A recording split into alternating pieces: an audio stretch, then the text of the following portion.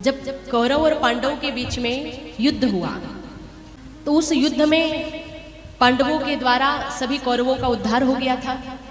दुर्योधन भी घायल अवस्था में मैदान में पड़ा हुआ था। उस समय द्रोणाचार्य जी के पुत्र अश्वत्थामा ने दुर्योधन के पास जाकर के कहा कि मित्र, पांडवों ने सब कुछ नष्ट कर दिया और मैं इसका बदला लेना चाहता हूं। अगर तुम आदेश दो तो मैं पांडवों की हत्या कर दूं। अब अश्वत्थामा ने यह निर्णय लिया था कि मैं धोखे से पांडव को मारूं। तो उसने छल करने का प्रयास किया, पर होता वही है ना जो भगवान ने सोच के रखा होता है। अश्वत्थामा तो निर्णय लेके गया कि सोए हुए पांडवों के सिर काट दूंगा, पर हुआ क्या? पांडव जब सो गए थे तो श्री कृष्ण भगवान ने आधी रात में सोए हुए पांडवों को जगाया और कहा मेरे साथ चलो गंगा के तट पे। पांडवों को भगवान पर पूरा भरोसा था, ये जो करते अच्छे के लिए करते, तो कोई सवाल नहीं किया, चले गए उठ के, क्योंकि भगवान तो जानते थे ना क्या होने वाला है। वो पांडव भगवान के साथ हो गए। द्रौपदी के 5 पुत्र थे, उनसे कहा गया तुम भी चलो, पर वो बालक बुद्धि थे, उन्होंने मना कर दिया, हमें नींद आ रही है, हम सोएंगे, आपको जाना हो तो जाओ। परिणाम क्या हुआ? कृष्ण भगवान पांडवों को लेके तो चले गए, पर भगवान के कहने पर भी वो 5 बालक नहीं गए थे, वो वहीं सोए गए। तो अश्वत्थामा वहां पर आए, वहां आकर उन्होंने उन 5 बालकों को देखा तो उनको लगा कि पांडव ही हैं। पांडव समझ करके उन 5 बालकों के सिर धड़ से अलग कर दिए, मार दिया, और वो 5 शिष्य ले जाकर दुर्योधन को भेंट किए। इस बात से दुर्योधन भी बहुत नाराज हुआ, क्योंकि अश्वत्थामा ने बाल हत्या करी, वो भी धोखे से मारा उनको।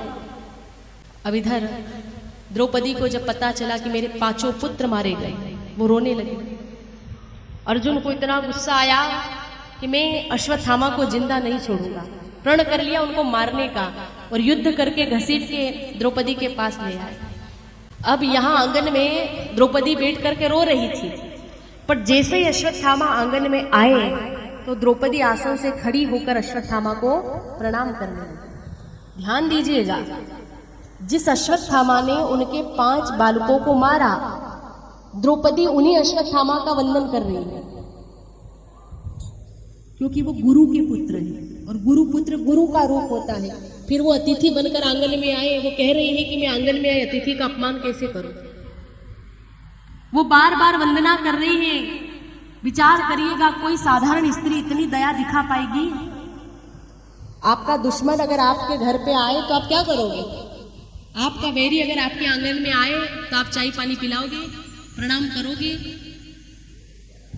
ये साधारण वैरी नहीं है। 5 बालकों को मारने वाला आंगन में आया और द्रौपदी प्रणाम करके अपने पति से क्या कहती है कि आप इनको छोड़ दो, आप इनको हाथ भी मत लगाना, आप मेरे आंगन में एक ब्राह्मण का अपमान नहीं कर सकते, मैं ये नहीं होने दूं। अश्वत्थामा का दिल भी पिघल गया कि द्रौपदी के दिल में कितनी दया है। मैंने इनके 5 बच्चों को मारा और ये मेरा ही बचाव कर रही है।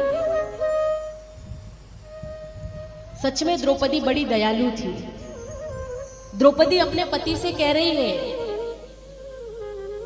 कि मेरे 5 पुत्र मारे जा चुके हैं, लेकिन फिर भी कम से कम मैं सधवा तो हूं, मेरे पति तो जीवित है, परंतु अश्वत्थामा की मां विधवा है, पति की मृत्यु हो चुकी, एक ही बेटा है, अगर ये भी मर जाएगा तो इनकी मां कैसे जिएगी? इसलिए मैं चाहे वो दुख उठाऊं, इनकी मां को मैं दुखी नहीं देख सकती। कितनी बड़ी बात कही। इनकी मां रोएगी तो मैं नहीं देख पाऊंगी, आप इनको छोड़ दो। अब अर्जुन धर्म संकट में पड़ गए। प्रण तो ले लिया था उन्होंने, इधर द्रौपदी कह रही है कि इनको हाथ भी मत लगाना, मारना मत। अब क्या करें? प्रण भी पूरा करना है। तब भगवान श्री कृष्ण ने उपाय बताया कि अर्जुन, ब्राह्मण का अपमान करना भी उसकी मृत्यु की ही बराबर होता है, इसलिए तुम्हें इनका वध करने की आवश्यकता नहीं है। तुम अपना प्रण पूरा करने के लिए अपमानित करके इनको सभा से बाहर निकाल दो। तो यही किया गया, वध नहीं किया, पर अश्वत्थामा का उन्होंने, उनके माथे पर एक मणि थी, जन्मसिद्ध मणि, उसको निकाल लिया। जैसे ही वो मणि निकाली गई तो सारा तेज क्षीण हो गया। फिर जब उनको वहां से बाहर किया गया तो सारा तेज भी चला गया, अपमान भी हुआ। इस बात से वो बड़े दुखी हुए। उनको लगा कि इससे अच्छा तो पांडव मार देते, क्योंकि अपमान प्रतिक्षण मरने के बराबर है।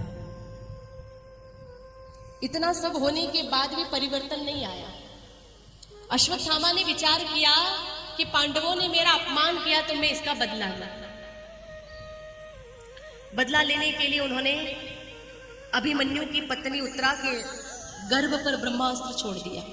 उन्होंने सोचा कि द्रौपदी के 5 पुत्र मैंने मार दिए हैं, अगर उत्तरा का गर्भ नष्ट हो गया तो पांडवों के वंश का विनाश हो जाएगा। अभिमन्यु भी युद्ध भूमि में वीर गति को प्राप्त हो गए थे।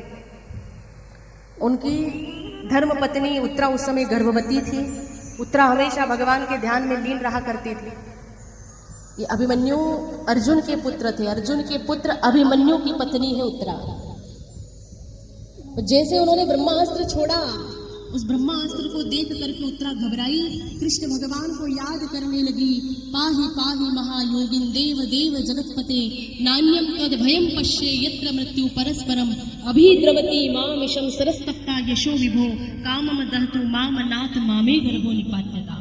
हे प्रभु, ये जलता हुआ ब्रह्मास्त्र मेरे गर्भ की ओर आ रहा है। एक ही क्षण में ये मेरे गर्भ के टुकड़े टुकड़े कर देगा। हे जगन्नाथ, मैं आपकी शरण में हूँ, मेरे गर्भ की आप रक्षा करिए। और जब उत्तरा ने प्रार्थना करी तब भगवान श्री कृष्ण वहां पर पधारे। भगवान ने उत्तरा के गर्भ का रक्षण किया। अपने माया के कवच से भगवान ने उनके गर्भ को ढक दिया और ब्रह्मास्त्र का प्रभु ने निवारण कर दिया। उत्तरा बड़ी प्रसन्न हुई, भगवान को प्रणाम कर धन्यवाद दिया। उत्तरा के गर्भ में कौन है? परीक्षित जी महाराज। बड़े भाग्यशाली थे कि मां के पेट में ही भगवान का दर्शन प्राप्त हो गया। भगवान उनका रक्षण करके द्वारिका जाने के लिए तैयार हुए।